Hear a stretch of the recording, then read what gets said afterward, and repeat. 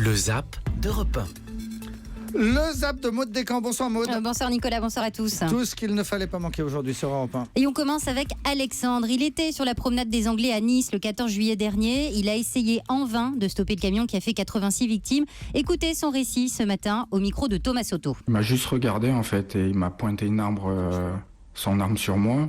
Et en fait à ce moment-là, moi j'ai lâché la poignée et j'ai laissé partir le camion quoi.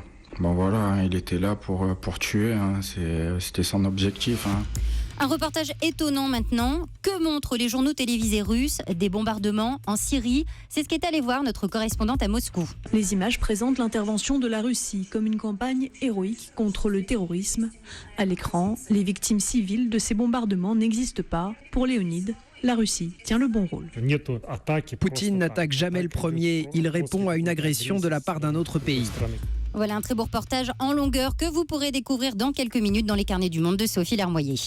Et puis ce matin, Danny Cohn-Bendit nous a dit tout son amour pour le chanteur Bob Dylan qui a reçu, vous le savez, hier le Nobel de littérature. Que de souvenirs pour Danny. Eh bien, c'est dommage qu'on n'ait pas Dany, surtout qu'il racontait ce matin sur Europe 1 que c'est lui qui, le premier, avec quelques amis, avait eu l'idée de demander le prix Nobel pour Bob Dylan. Exactement, et on l'entendait chanter. Bon, eh bien, on ne l'entendra pas. Allez, on termine avec François Fillon, grand vainqueur, disent certains, du débat de la primaire de la droite hier soir. Et ça l'a mis en joie ce matin dans la revue de presse de Nicolas Canteloup. Moi, oui, si vous insistez, je vous l'accorde, j'étais plutôt bon, j'étais sautillant, virevoltant, c'est mon côté Fred Astaire. Non, pas Astaire, Fred Astaire. Oh non, moi, Madame Julie, mon modèle, c'est Fred Astaire. Nicolas Canteloup ce matin sur Europe 1 et ce soir dans le Zap de Maud Descamps.